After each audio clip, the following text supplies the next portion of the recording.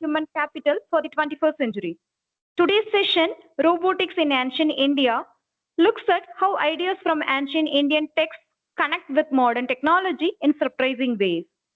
We are delighted to have with us Dr. Sampadananda Mishra, a well-known Sanskrit scholar and expert in Indian knowledge systems. He founded Divyavani, the world's first 24-hour Sanskrit radio, and has received the President's Maharishi Batrayana Vyas Samman for his contributions.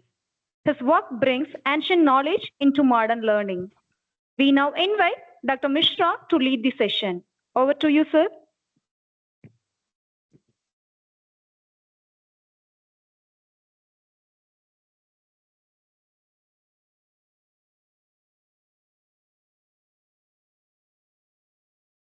Okay. So, namaskar to all of you. And thank you for inviting me for this session on robotics in ancient India. So, let me give you a little background about this topic and why this topic was selected. 2 years before, when there was this announcement for applying for some project, internship, institutional internship project under IKS division, Ministry of Education. So this is where I had made an application on this topic, robotics in ancient India, because it was during that time. So I was reading a lot about uh, the artificial intelligence and robotics, these ideas, these concepts, and a lot of you know people are writing about artificial intelligence and consciousness. It's a very hot topic, you can say, nowadays. So what people are thinking about artificial intelligence, uh, and then how is it shaping the humanity, how is it shaping the future. So this idea, being a student of Indian knowledge system right from the beginning, and studying a lot of ancient Indian texts. So I thought that what ideas with regard to or related to artificial intelligence or robotics did exist in our ancient texts. So then I did a little exploration into that, and then I got some articles on the internet, and then went to different sastras. So I went to Yoga Vasishtha, some of the you know content available in Ramayana or with regard to Ramayana, Mahabharata, some Buddhist stories, and Samarangana Sutradhara of Bhojaraja is one of the prominent texts which deals extensively with this aspect of robotics. Now, all these texts, uh, like Yoga Vasishtha, Ramayana, Mahabharata, some of the Puranas, and Samarangana Sutradhara, Shukraniti, and various other texts, we started exploring into it. And then, anyway, the application was made to IKS division, and we got the project approval. And then I engaged one intern to work on this. Of course, we also had a few consultants from the robotics field who could explain us the different principles and rules and regulations, and then how robotics works. So then we can have some kind of comparison to with the ancient texts. So what we did in this project, let me give you a little idea about. In this project, we tried to collect and prepare a glossary of words connected with artificial intelligence, robotics, and machines, flying machines. So, because these vocabularies are important, because we have missed it because of our lack of connection with our own language and Sanskrit and the original texts. We are using and familiar only with the English texts. So we have lost those words in our language. Say, for example, like it's very interesting that did a word for robot or humanoids um, exist in ancient time? Suppose we are saying robotics in ancient India. So the question comes, did robots exist? So if robots did exist, then there must have been words for robots. So what are the words? Or is there a single word? Not many words. So to our surprise, we found words which did exist with regard to humanoids, human machines, and robots. So their functioning, words related to different parts, words related to making of robots. So all these uh, ideas are found in the ancient texts, especially Samarangana Sutradhara. So what kind of robots and for what purpose? So that part we will come later. So let me explain you that we prepared a list of words which we could pull out from texts like Samarangana Sutradhara, Sukraniti, Yoga Vasishtha, and then a few other texts. We did try to explore a little bit from the Vaimanika Shastras also.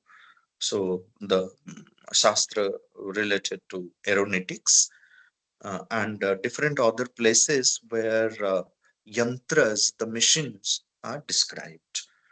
So that's how that was one aspect of the project, detailed vocabulary. So some of the vocabularies I will introduce in this session also, so then you know. Uh, so it will be fascinating for you all to know that the robots were called Yantramanava. Yantramanava means like a machine man. How beautiful this word and easy to understand, right? So, Yantra behaving like Manava, like a man, like Manushya. So, Yantra Manushya, Yantra Manava, these are the words which were used for robots. But what was the purpose of making these robots? So there are various stories which are associated with the robots. Usually, kings used to keep robots near the treasury, wherever they had kept wealth. So robots used to be guarding that because they don't have any emotion, they don't have anything. They're yantra. They are, uh, you know. What you call designed in such a manner that if anyone comes near the treasury without the proper password or without proper um, guide, then it will be attacked by the yantra manava. So that's how it happened. So now there are interesting stories in our Puranas and in some of the Buddhist literature, and also in Mahabharata, Ramayana. So I will narrate you two stories. Okay. So one of the stories is the story of Kumbhakarna. So we all have heard the story of Kumbhakarna, who used to sleep for 6 months and who used to uh, be wakeful for another 6 months and huge in size. But none of us we knew, even I didn't know before I conducted this project.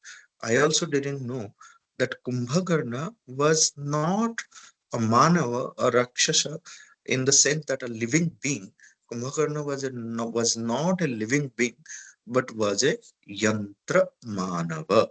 So what are the arguments then?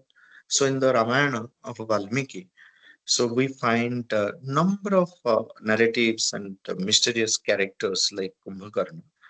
And Kumbhakarna was one of the prominent and very enigmatic figure, rather.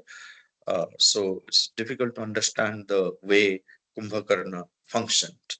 So the extraordinary nature of Kumbhakarna, it always puzzled the people who went through the texts of Ramayana. Like, what kind of character is this? Children used to be very, very curious to know about. As children, we all were curious to know about Kumbhakarna. So the appearance of Kumbhakarna on the screen, or when a drama is taking place, or whenever, like we see it in cinema on the screen, Kumbhakarna, we used to be very curious to know about what this. Very interesting. So there are many verses in the Ramayana. They unfold many interesting facts, many interesting, you know, uh, uh, fascinating perspective, uh, which portray Kumbhakarna as a mechanical marvel, you can say. It was one of the gigantic robot, Yantra Manava, which was created by Vishrava Rishi. So, and why was it created? It was created for destruction. It was created for destruction. So now let's look at the original verses which speak of uh, uh, the this aspect or this characteristic feature of Kumbhakarna. Now, in the Ramayana, we will find that seeing Kumbhakarna, the creator Brahma. So when Kumbhakarna appeared, or it was created, okay. So even the creator himself, Brahma himself, was frightened. Okay, Vitatrasa Prajapati.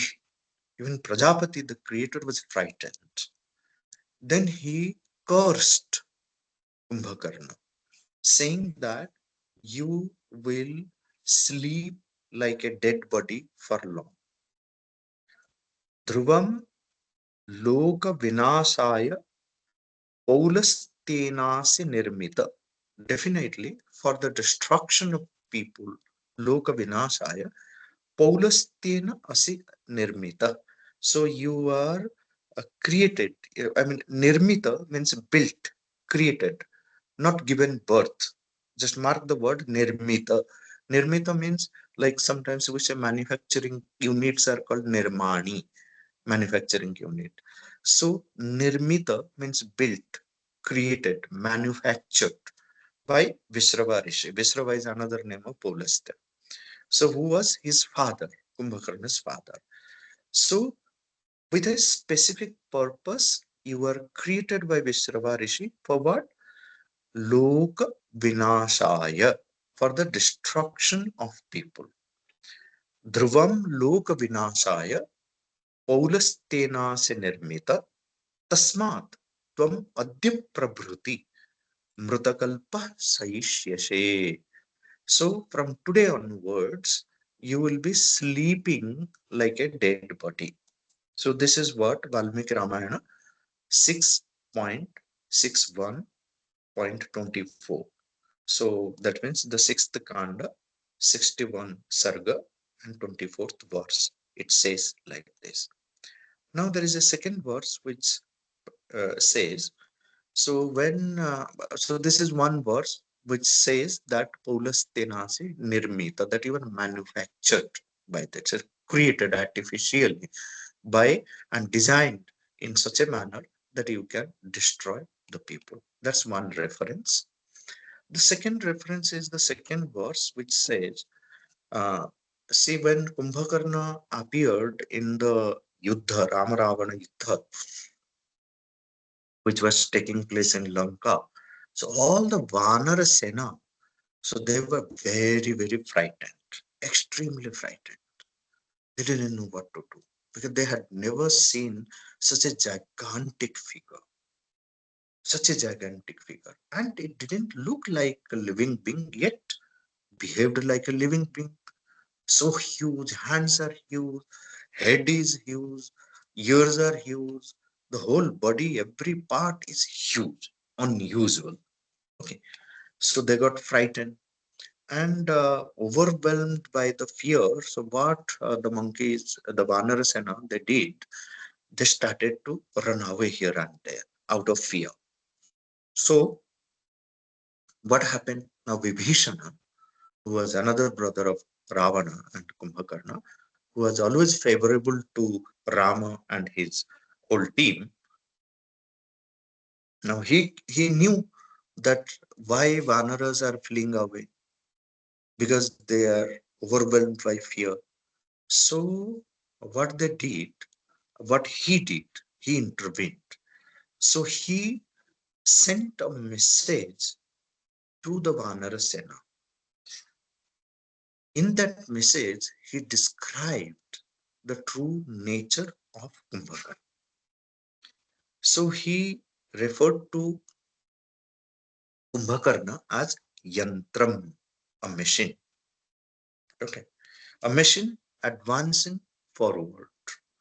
So this revelation now in the Valmiki Ramayana, it what happens now when the Vanara Sena came to know about it, when they came to know about that Kumbhakarna is not a living entity but yantram, machine.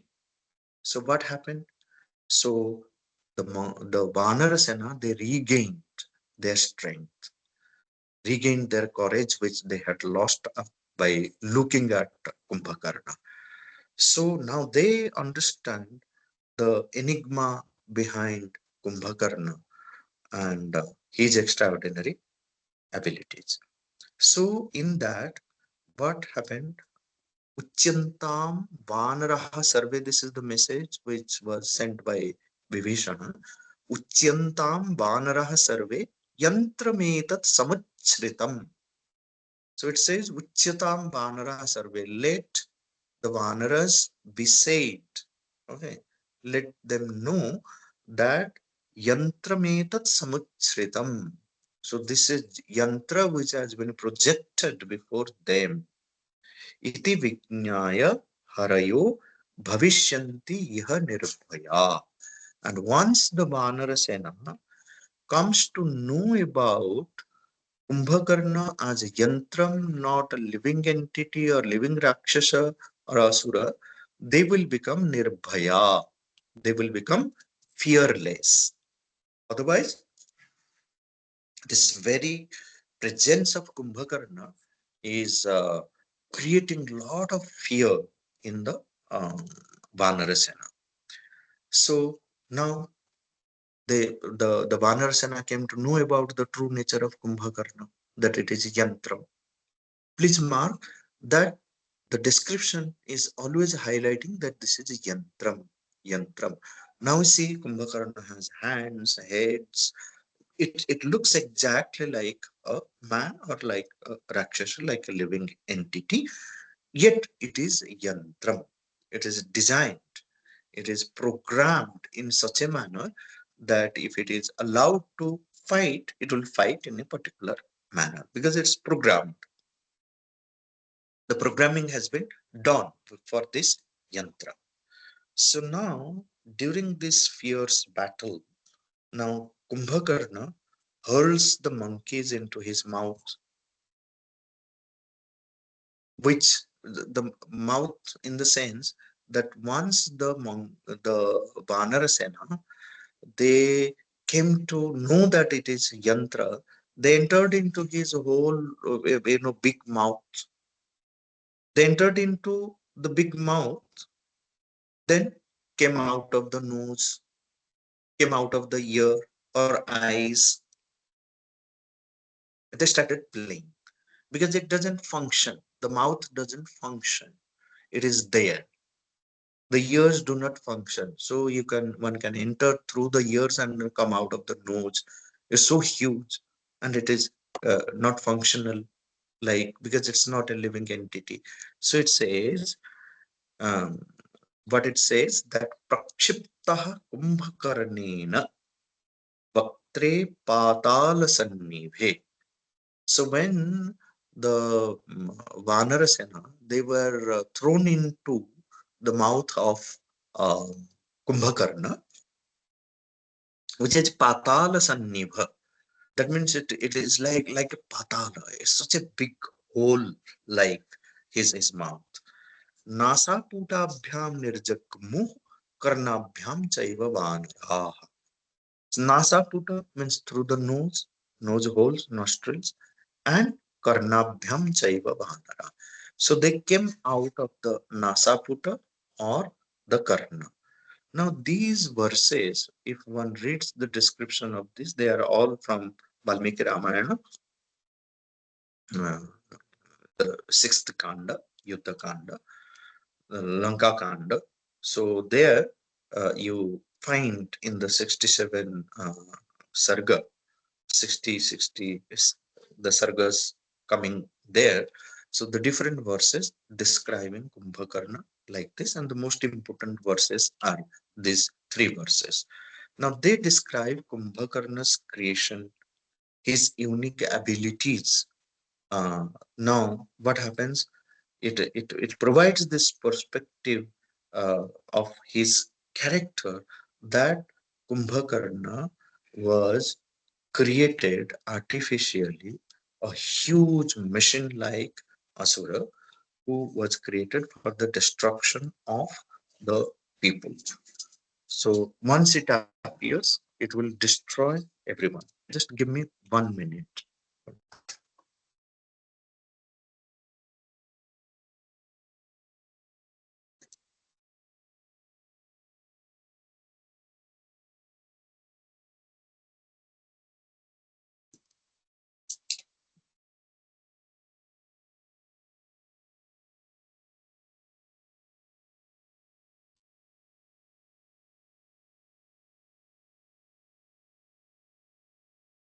Thank you. Sorry for this. So now what happens? So these enigmatic character described in the Ramayana, Kumbhakarna, whom we called Kumbhakarna, a Yantra Manava.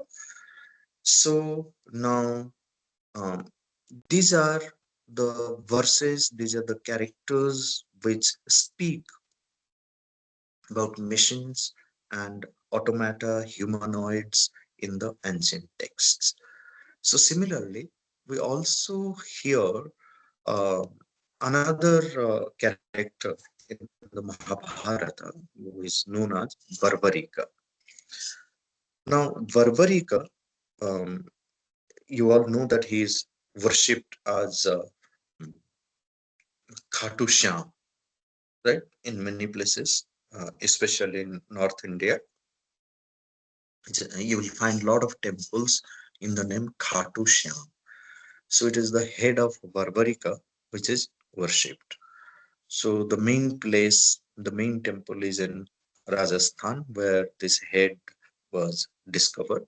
This Varvarika again, a character which is not mentioned in the Mahabharata, but is a character in the Mahabharata work, but described in other Puranas. Right.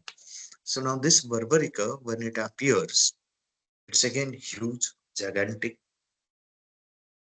Now Krishna asked him, on which side you are going to fight, from which side you are going to fight, on the side of Pandava or on the side of Kauravas. Now, what is the answer? So, if you look at the answer that Varvarika gave, no living being will give such kind of answer.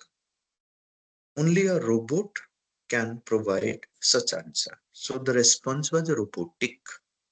Okay, very mechanical answer. So Krishna asked him, on which side you will fight? Now Varvarika answers that, look,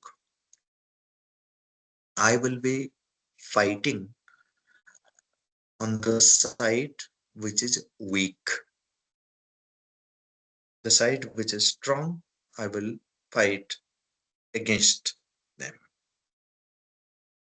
So Krishna then asked that suppose now Pandavas are weak, you are fighting on the side of Pandavas.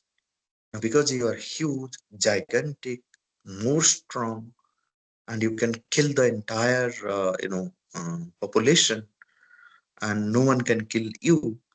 So, if you are designed in that way, so after some times, the Kauravas will become weak. So, what will you do? So, he says, because I am designed to fight for the weak ones, so I will shift from the side of Pandavas and join the Kaurava when they become weak. So Krishna said, then again Pandavas will become weak. So he said, then I will switch to Pandavas. Then Krishna said that, look, then you will finish everything. So there will be no war, there will be no population, there will be no one here. So better you don't fight. So he removed his head. But please remember that there was no emotion, nothing. It was designed. So it is said that he put it on a kind of, three wooden stand, which looked like, in a modern parlance, you can call it as a tripod. So his head was kept on a higher porch, wherefrom he was instructed by Krishna to see the whole war, and then um, um, after seeing this whole world, record everything that was happening. So that all shows that there must have been some kind of mechanism where there is a 360 degree camera which was set, so then he could see everything that was happening in the battlefield.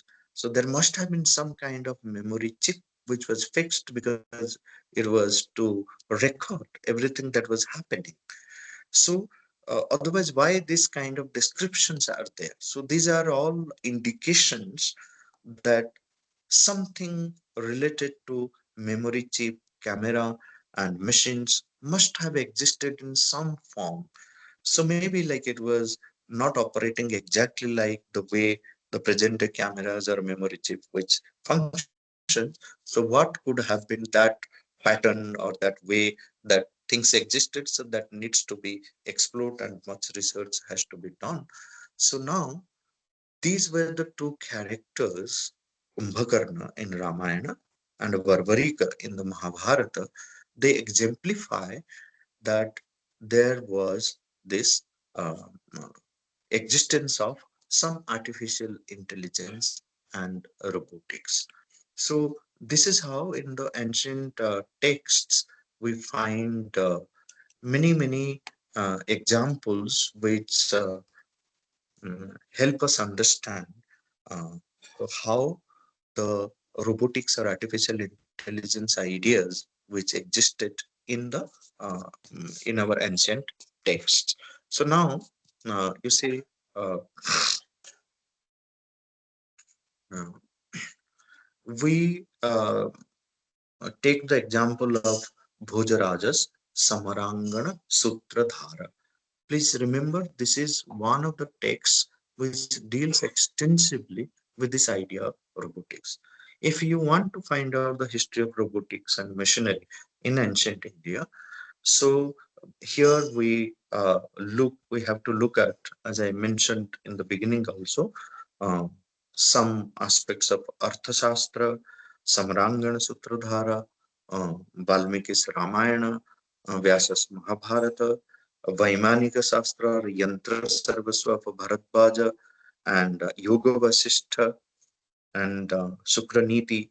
So, amongst all these texts, there may be plenty of other texts which deal with yantras. So, it was Bhojadeva's Samarangana Sutradhara. The text name is Samarangana Sutradhara, which deals extensively with this making of robots. Now, at the heart of this Bhojadeva's Samarangana Sutradhara, one will find like what is Samarangana Sutradhara? Now, Samara, so Mara means mortal. Okay. Amara is immortal. Amara is a word which is used for the devas, the gods, goddesses. Amara. Okay. So Amaraha, Nirjaraha, Devaha. So like this you will find in the Amara Kosha. So the word Amara used for because they are immortals. So similarly, Samara means with mortality. Samara refers to human beings, the mortal beings. Okay.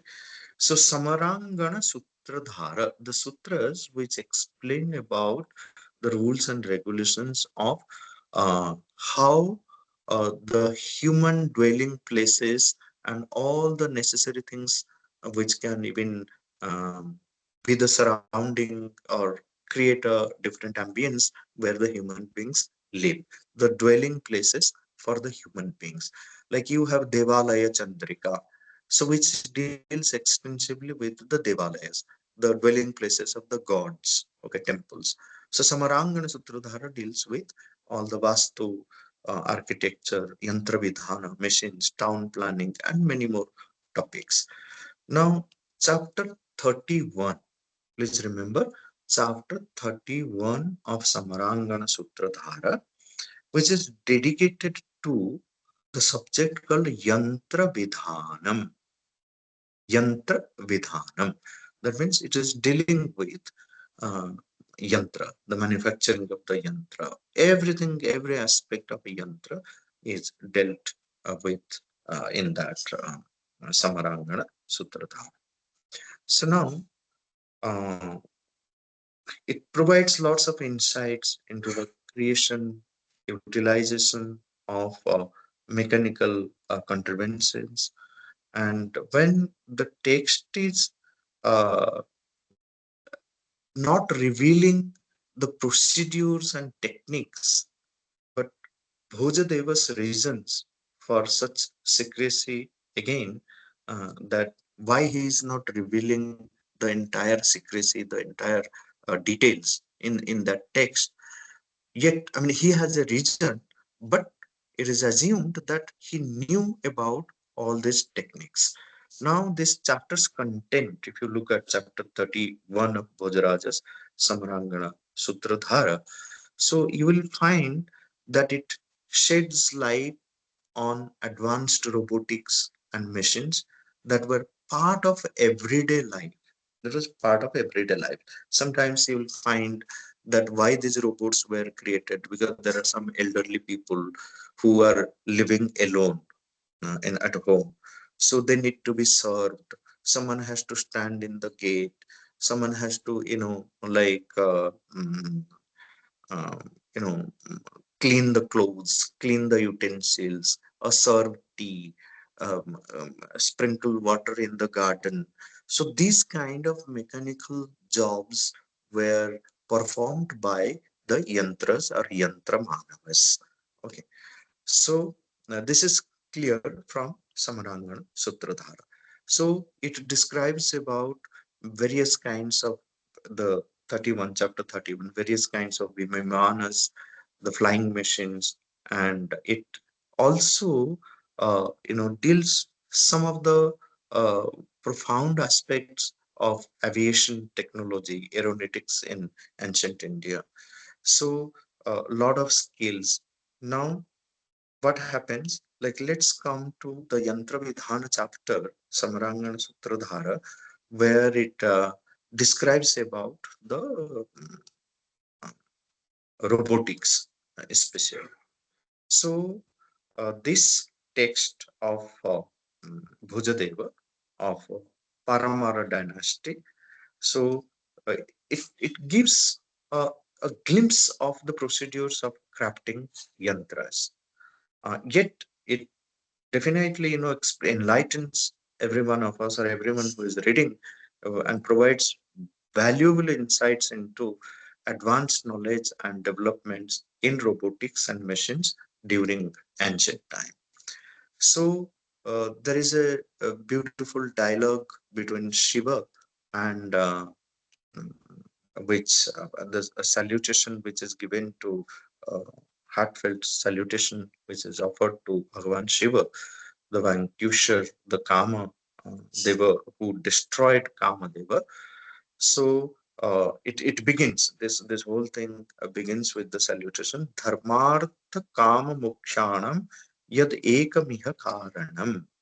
So it says, so Bhojadeva, he attributes the essence of dharma, artha, kama, and moksha to this source. Like, why is this text created?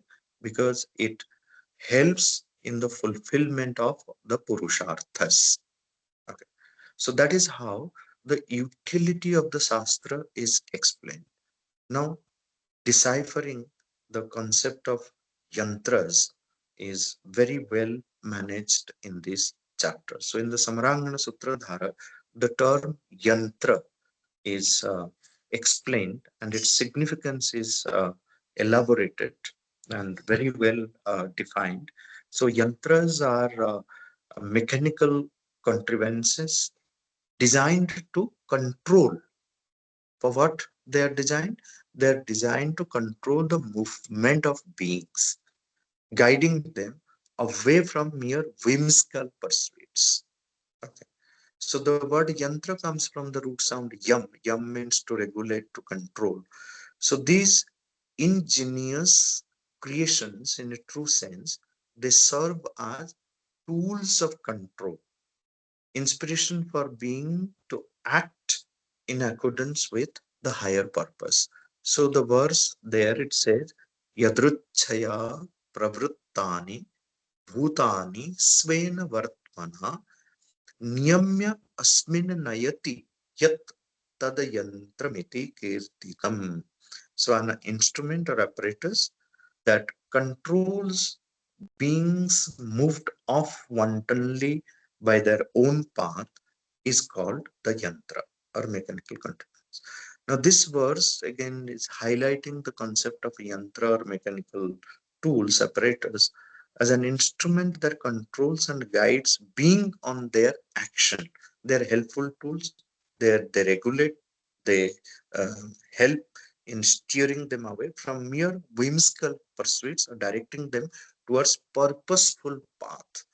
Now, please remember the yantras are created and meant to guide us to take the purposeful path, not whimsical path. So, swarasena pravruttani bhutani swamanishaya kritam yasma yamayati tadva yantramiti smrutam. So again, this is the Sanskrit version, but I have already given you the explanation. Now, the different seeds of yantra. This chapter 31 of Samarangana Sutradhara, it elucidates the fundamental elements underlying the construction of yantra, the Pancha Mahabhutas, the earth, water, fire, air, ether. These elements are referred to as bijas. Okay. Bija means the seeds, symbolizing the foundational components that infuse life into mechanical contrivances. Because there has to be life, there has to be prana. The yantra manava means like it is not a static being, it has all movements, it looks, it's difficult to differentiate between the living entity, living being, and the yantra manava. So the prana is infused to it. All the Pancha Mahabhutas are present in different forms in the yantras. So how were the yantras, uh, getting into this movement? Mercury. Mercury is one of the most important element which played the role of uh, uh, you know what do you call, bringing life to the yantras. So this essential element, mercury, in ancient India, it was respected for its unique properties and it finds a prominent place in the discussion.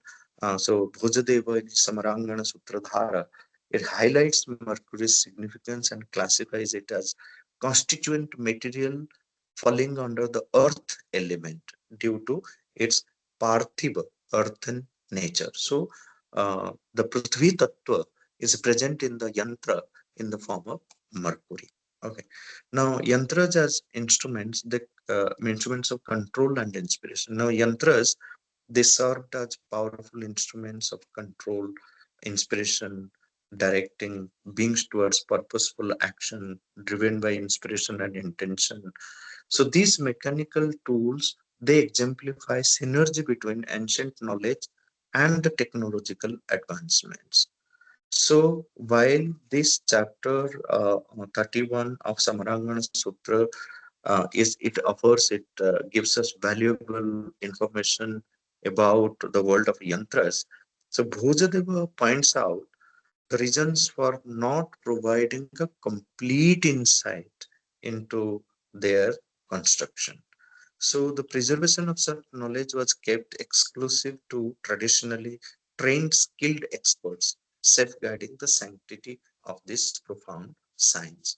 Now, this is another aspect. So I told you the different characters like Kumbhakarna, Varvarika, and the different aspects of artificial intelligence or robotic ideas which were infused into uh, those whole yantra manava, and Samarangana Sutradhara of Bhoja describing different kinds of robots and then how they were manufactured. So there are detailed verses also, but not exactly, very explicitly they are not spoken. So one has to spend time and contemplate deep into find out the secret of making of the robots.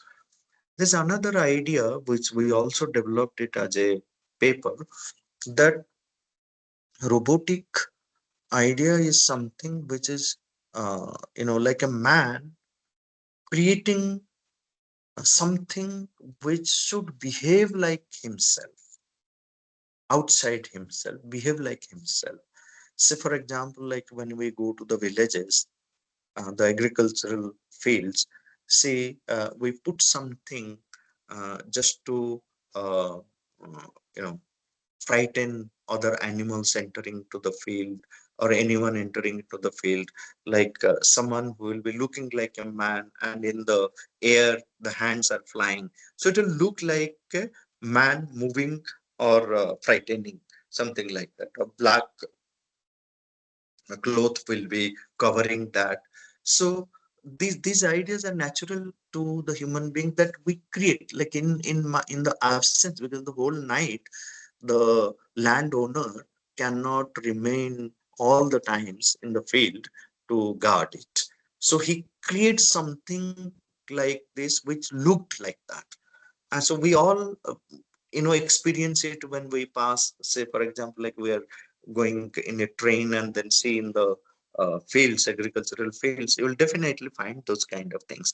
Even sometimes when we make houses also, new houses, we put something which will look like a living being, and in the absence, so it creates the presence of some living entity. Same way, like if you look at how ancient is the puppetry, various kinds of puppetry existing in almost every part of Bharat, puppetry. So in puppetry, you see a complete story is being narrated. A complete story is being narrated by just you pull the string, the hand will go up, okay, in a particular manner. You pull the string in this manner, both the hands will join to do namaskara. So all the navarasas, the nine different sentiments were also expressed through puppetry. There used to be fight, like the yuddha kanda, Rama Ravana yuddha, or Krishna Kansa yuddha used to happen in puppetry. So the whole you see, like a whole marriage ceremony can be shown through puppetry. So this puppetry, they were doing it manually. So what must have been the technique?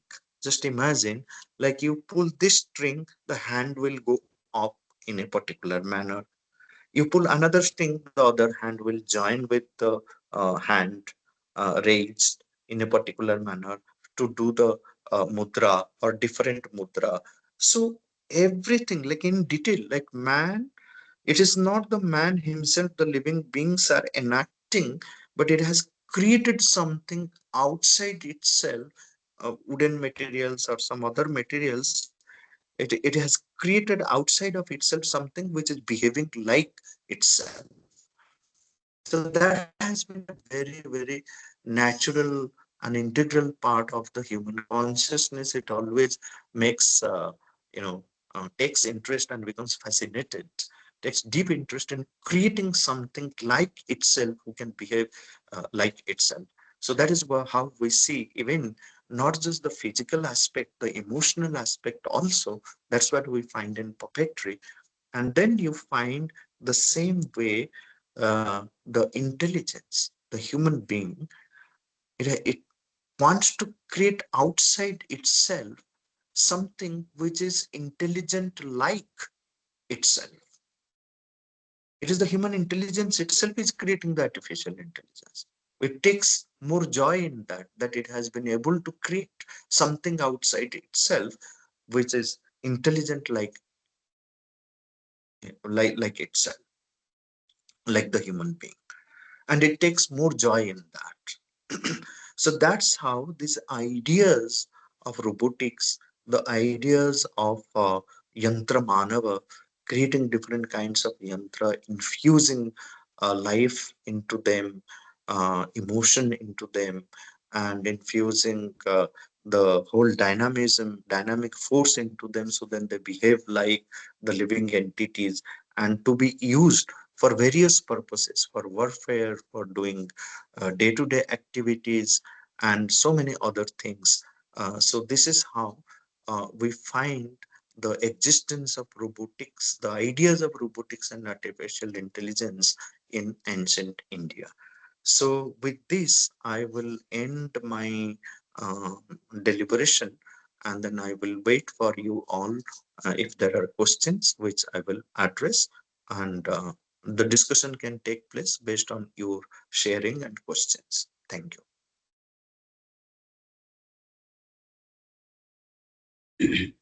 Thank you, sir.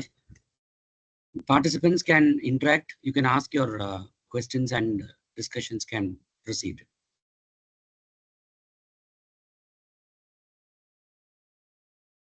You can unmute and you can ask.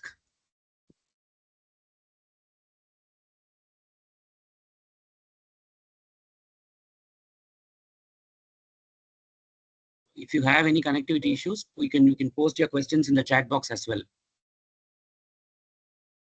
So good evening. Thank you for this very unique insight into where all there were Yantramanavas in the past, and their uses and manner in which they operated.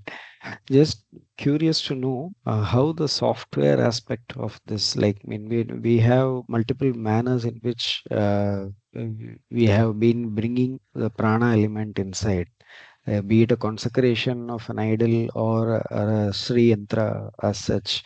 It is totally different. It works differently. But this is more like a visible figure which acts and behaves and understands and perceives things like a human being. So that level of machine learning, what you call today, or artificial intelligence, what you call today, what is the software aspect behind that? Is there any mention, or what do you presume that it could have been? I would like to know a bit on that. Okay.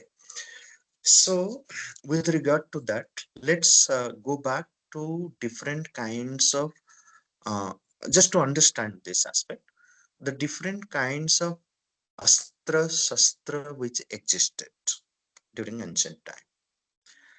So, all the machineries, or especially the astra shastras, were divided into two groups: yantrika astra and mantrika astra.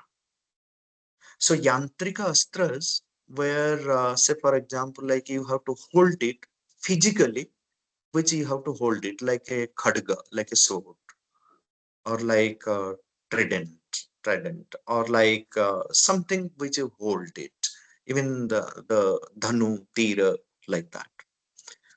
Then you must have seen the mantrika astras. Say, for example, something which is invoked. Now you see, like Arjuna or Rama will be just, invoking something, holding the hand like this. Okay, the descriptions are this way. Then suddenly something will appear on his hand, and from his hand it will move forward in the form of a snake or in the form of some. These are called the mantrika astras. So the mantras were more powerful during that time. By the power of mantra, you can make something dynamic, give a particular form. Now, in the Yantra Yuga, the mantra aspect is missing. But during that time, both the mantra and the yantra, they were in existence. So the software aspect, what I feel that they were more related to the mantra aspect. There was they were getting infused by the power of mantra. So something maybe like infused with a mantra shakti, which can behave in a particular manner or take a particular form. So that is what we see. The mantras were very, very powerful. Even by using mantra, like we have so many stories, like someone will recite a particular mantra and then bring out something out of it. Okay. So it was the mantra shakti. We give the credit to the mantra shakti when we talk about the software aspect. So that much I can offer from my Yeah. understanding. Yet Okay. there are descriptions about like how the yantra, but when it comes to the prana aspect, making it dynamic, so it was the mantra shakti which was in work, the software aspect. Understood, sir. Each mantra, I mean, whatever suktas you have or the Vedas have a Prayoga Shastra, which is the Yes, application knowledge. Even Rig applications, Veda, right? if you have Rudra Suktam in Rig Veda, Rudra Suktam has a Prayoga Shastra to use, channelize, and bring that heat even to an element, cold element like sandal. So, is there any reference of any Prayoga Shastras in addition to the descriptions of their outcome? Like this has been the Yantramanava's outcome, is what is described from the text which you or the references which you made, how they work outside. So, how they have applied this mantra, is there a Prayoga Shastra reference we have today, or is it all lost? Or can it, do you foresee that it can be recreated in one manner or the other? Yeah, see, so for example, like you take ashtasiddhi. Yeah. Okay, so by ashtasiddhi, so there are particular prayoga shastras by which you attain to those siddhis, right? So in that siddhi, you can make something small or make yourself big, or you can fly, you can do anything. So there are prayoga shastras even now, in the present age also, there are many people who are attaining to siddhi and displaying it. So yet the siddhis were regarded as a adhama, lowly. Okay, but it's a Okay. great shastra. The mantras were there, the vidhi vidhana were there, how to attain those siddhis to achieve something in particular. Okay, so definitely it is in existence, and sometimes like we say that okay, it's a black magic or something like that. In the tantric text, you will have a lot of prayoga shastras where uh, the technique of invoking the prana or giving it a shape and then allowing it to behave in a particular manner. So, for example, like all those who do black magic, you must have seen, I have seen it in my village also. Some people suddenly the tables are flying. You don't understand what is happening. Something you will find, some things are being thrown into your home. You don't know what is the source of that. Something is happening invisible. So that means there is some prayoga aspect which people learn, practice, and then implement it. But it was mostly used for not for good purpose, but for putting others in trouble.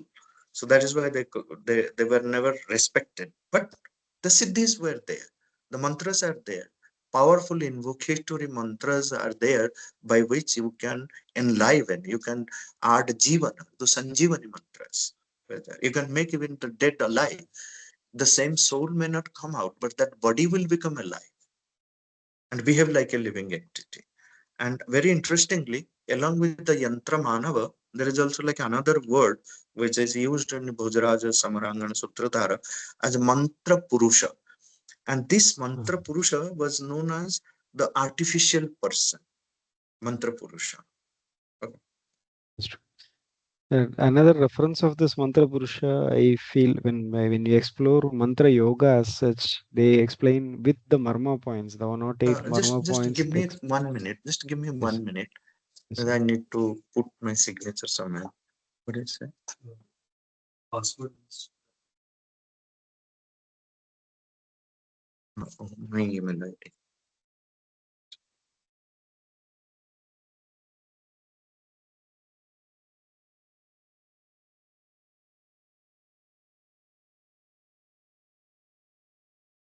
Just give me 1 minute. I have to complete something. Nothing has come. Which email ID you have?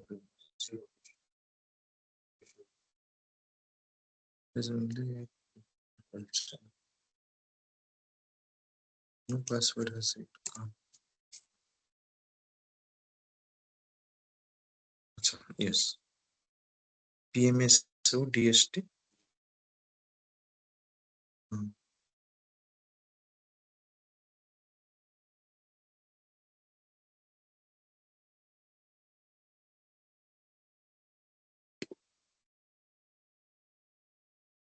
Link.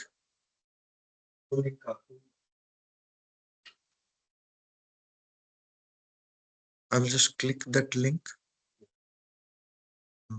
You have to reset password. Reset password. Enter password.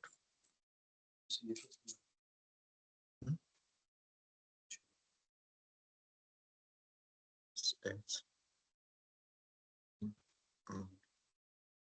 M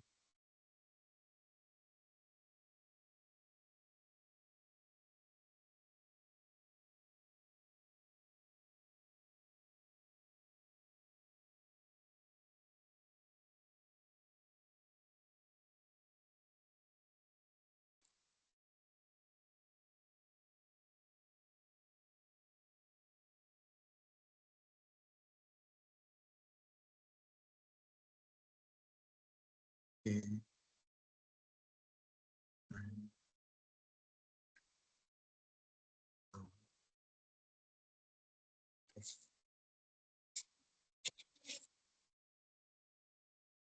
password changed successfully.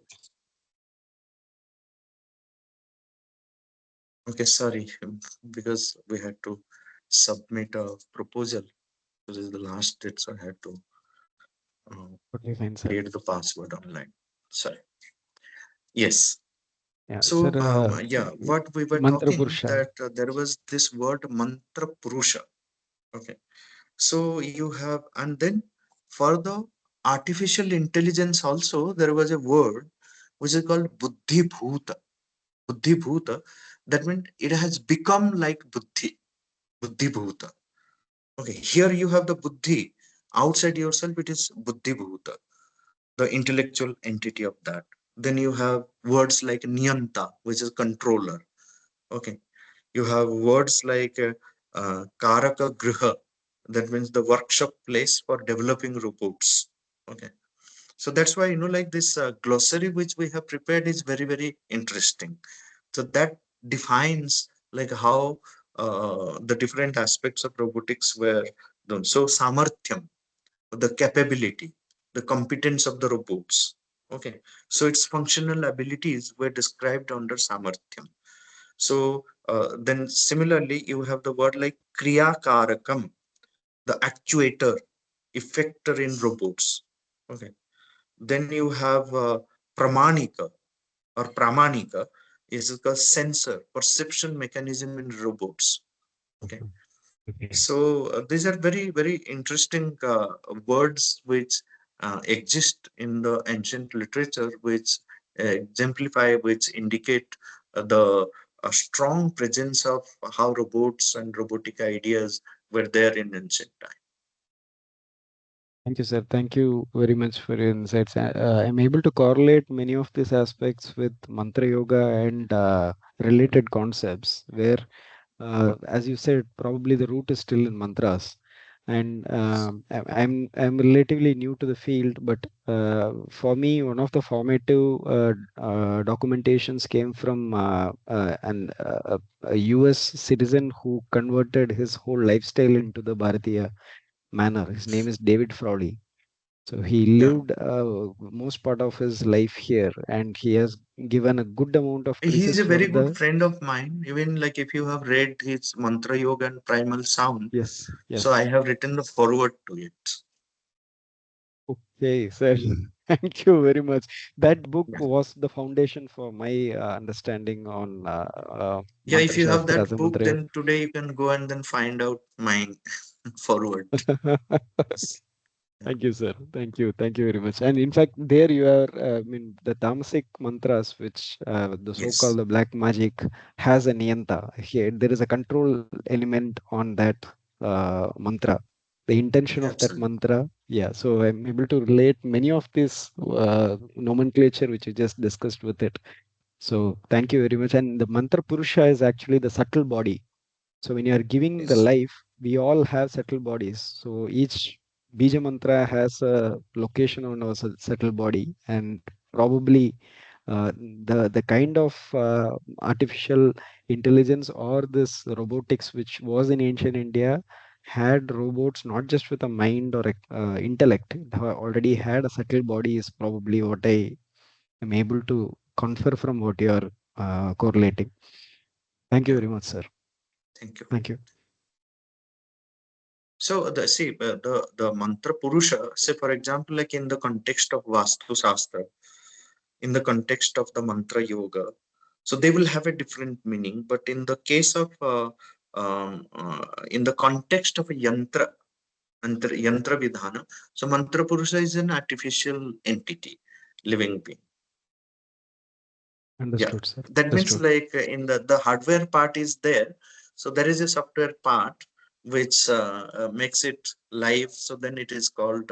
So as long as it is not alive and functional, it will not be called yantra mantra purusha. It will be called a yantra purusha. So when it is Okay. alive, it is functioning. Now the prana is infused. Then it will be called the mantra purusha. Understood, sir. Thank you.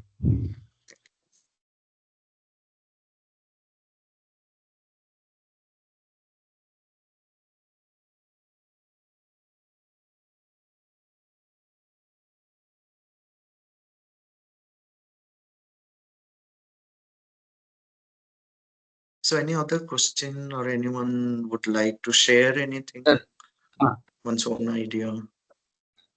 sir, I would like to ask, like, now most of Okay, these people who are joined in the lecture are all teachers. So okay. they are from different backgrounds. Now, the very purpose of this program is to give them insights into Indian traditional knowledge system, Yeah, okay. incorporate this into our regular I syllabi and missed curriculum. I missed a So with little bit. reference I to this missed a little. robotics and AI, so the Sorry, very I purpose of missed this a little bit program, of your words. okay, I'll Yeah, and the repeat purpose again. of the program is to acquaint them with the India's Yes, traditional knowledge yes, system. So after knowledge that, I system. missed. Yeah, particularly with reference to the computer science fraternity, where and what kind of topics can be included into the regular syllabi rather Hmm. than having a full paper. Suppose we have a department of artificial intelligence and machine learning or data science or whatever, how a few topics from this impregnated into the curriculum, and what are the nature of topics which can be done, and is there any standard reference material available so that this can be shared with the faculty members, because when they go back home they can try this in their curriculum, because most of the people who are attending here are from autonomous colleges, so they Hmm. can have the liberty of introducing a few topics into their curriculum. So if you add some points to this, it will be useful for them. Yeah, exactly. This is today we had a meeting in the morning. Like we are working in the field of Indian knowledge systems and then dealing with helping various organizations, institutes, universities, colleges, and other people in furthering the cause of IKS. So today morning only we will discussing this, like how do we create and some documents for every subject. Suppose someone is teaching chemistry, so what, because that person has not studied the Indian Shastras, and not necessary for everyone also to go through Indian Shastras. So which element of Indian knowledge system that a chemistry teacher can offer to his students or for his own understanding? So then this IKS element is integrated into the subject. Okay.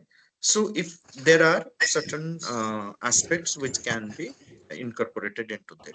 So the Vidya Bharati, which is looking after the higher education in the thing, so they conducted various kinds of seminars on this subject. So in the field of psychology, social sciences, philosophy, economics, computer science, physics, chemistry, and so many other languages. So what element of Indian knowledge system can be incorporated, integrated into these different subjects? So there they have brought out 13 books where contributed, many people have contributed towards this 13 subjects. Okay. So if you just give me a minute, then I will just bring out those 13 books and then read out to you on which subjects they have brought out.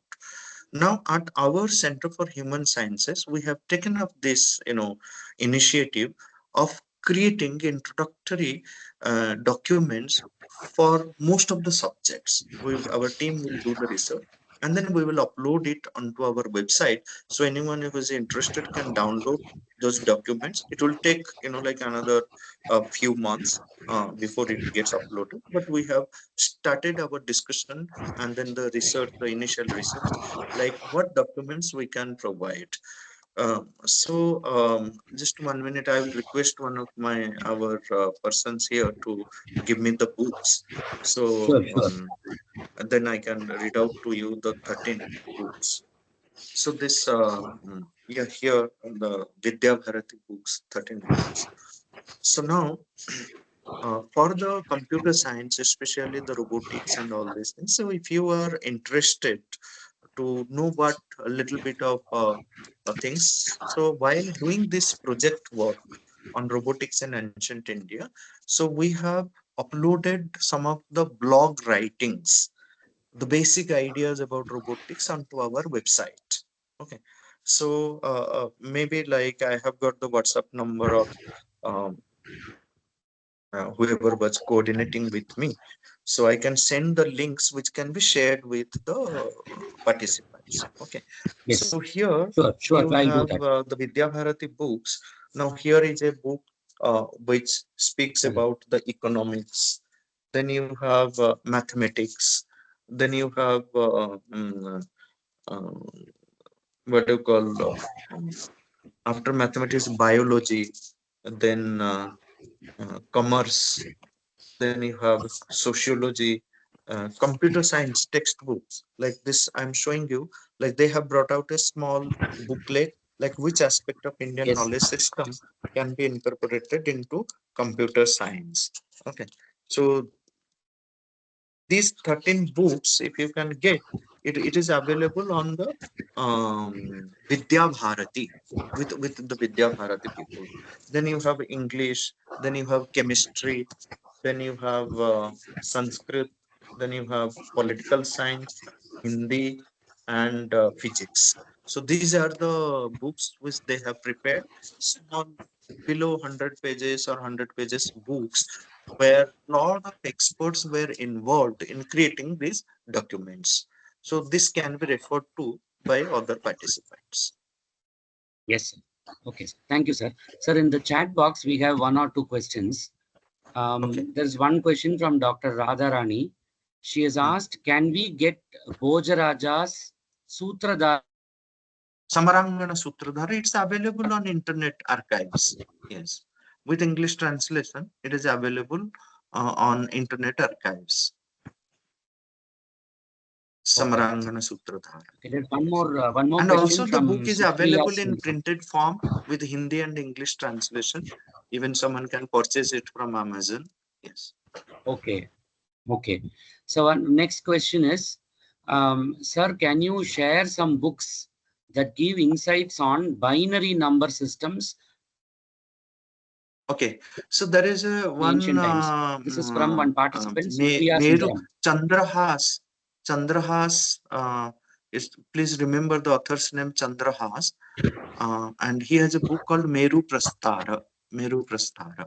There are plenty of books, but the recent books I'm talking about, like how combinatorics and yes, Chandrahas. So his Meru Prasthara. Meru Prasthara. So that's a book which can give fairly good idea about that.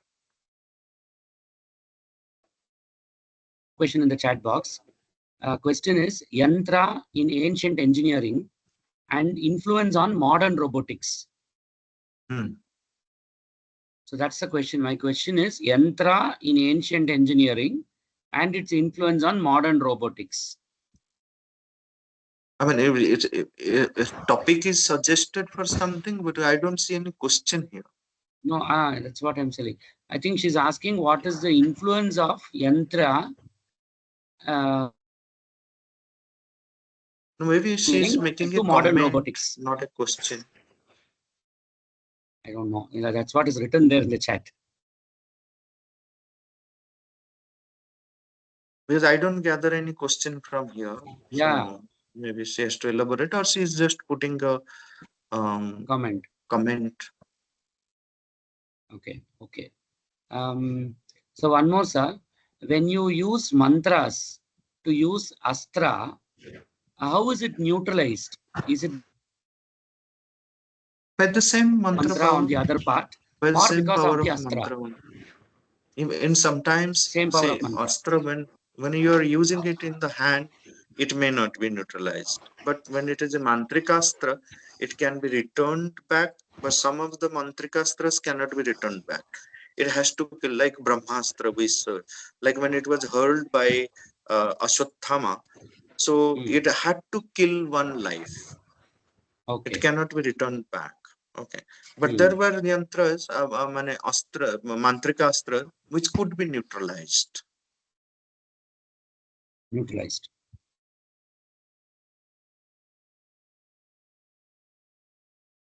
Okay. Okay, sir. Thank you, sir. Participants, is there any other questions from your side?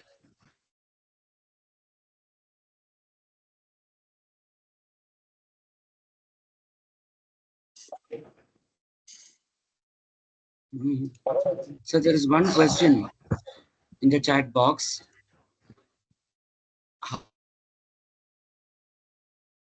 Reality relates from ancient engineering. Sorry, can you read again? I didn't hear.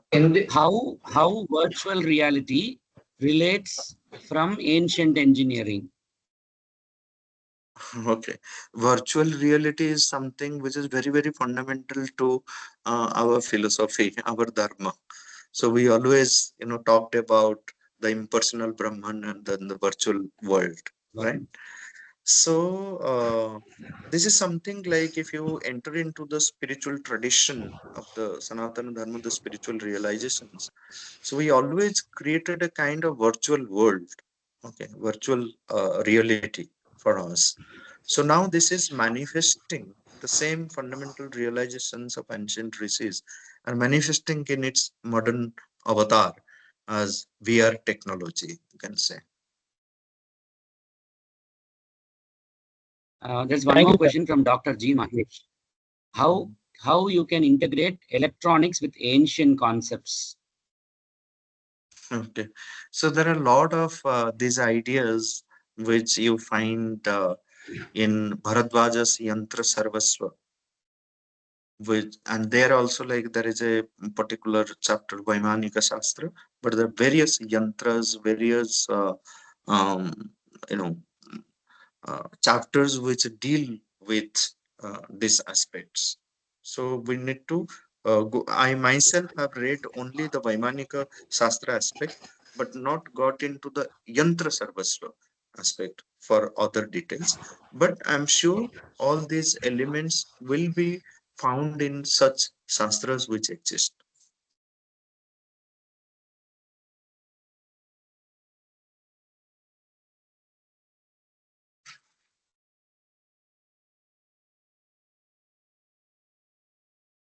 Is there any other questions? You can, if you want, you can unmute and ask, or you can put it in the chat box.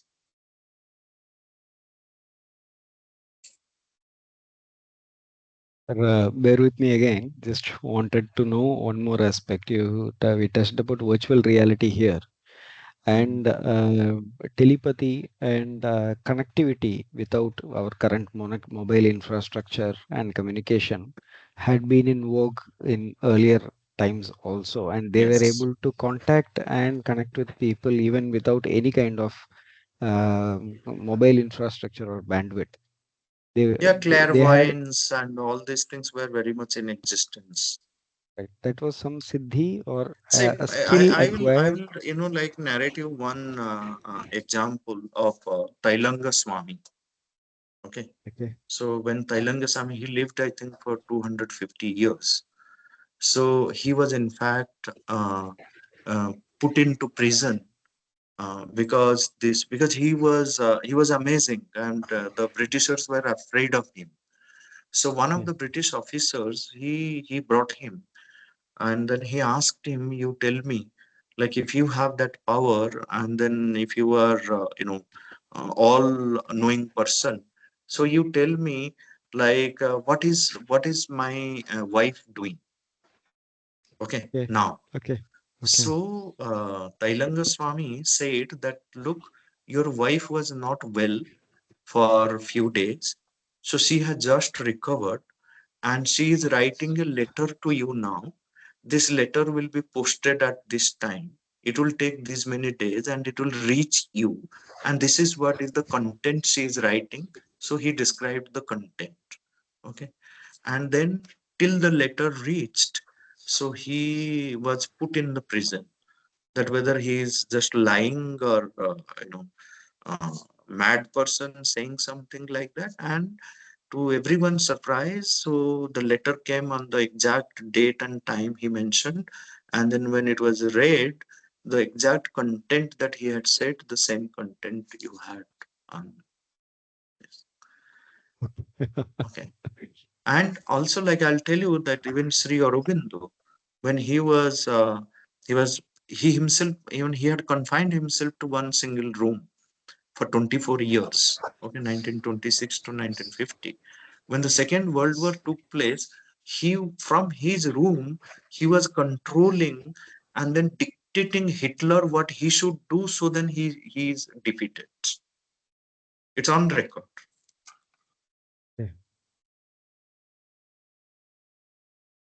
And you Understood. have no dearth of such real life stories, real The, stories. the question is, how do we train on that? Are there any Yeah. institutions See, which the help us thing train on is, that how ourselves? do we train that? If you look at ancient Indian knowledge creation, how the knowledge was created, how knowledge was received, how knowledge was managed, systematized. So, in a very simple language, this is what I have been, saying it again and again in almost every time I'm giving a talk on Indian knowledge system or knowledge creation or knowledge management or systematization of knowledge. If you look at, for example, like Ayurveda, you take, how did the ancient Vaidyas recognize the exact properties of hundreds of plants? Was there any lab?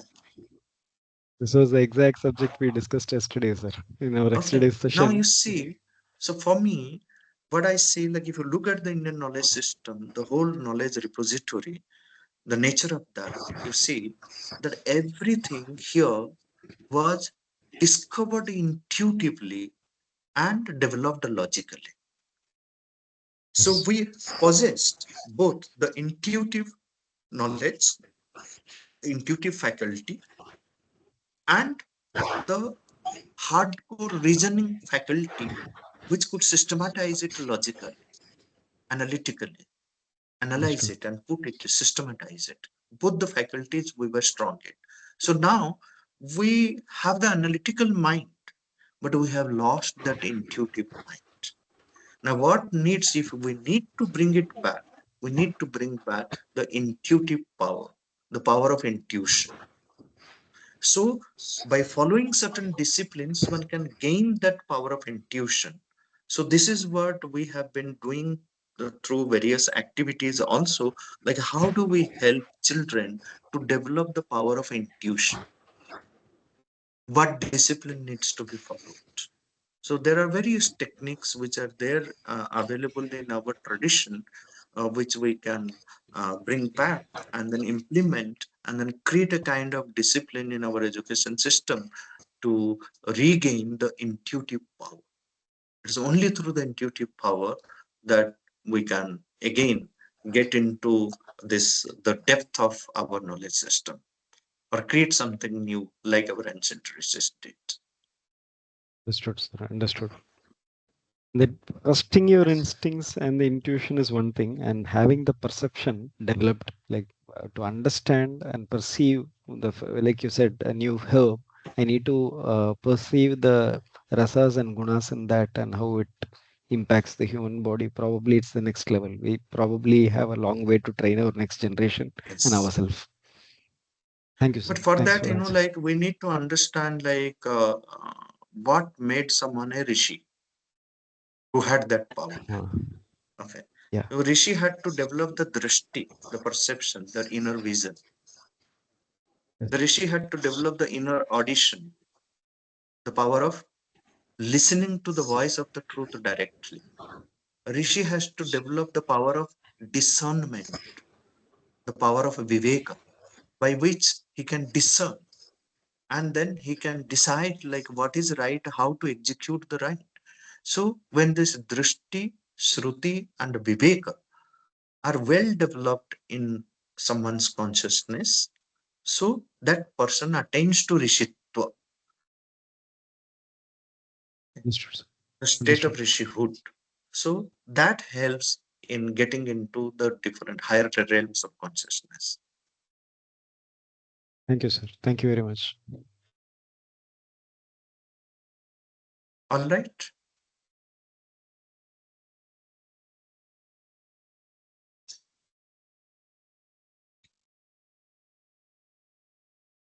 Thank you so much, sir. I think we don't have any more questions. It was a wonderful session, and as teachers, I think we have a lot more to explore in this field and see how we can transmit them to the next generation as well. True. Thank you so much, sir. Thank you. Thank you. Thank you, sir. Thank you. Thank you, sir. Namaskar. Thank Thank you. you, sir. Namaskar.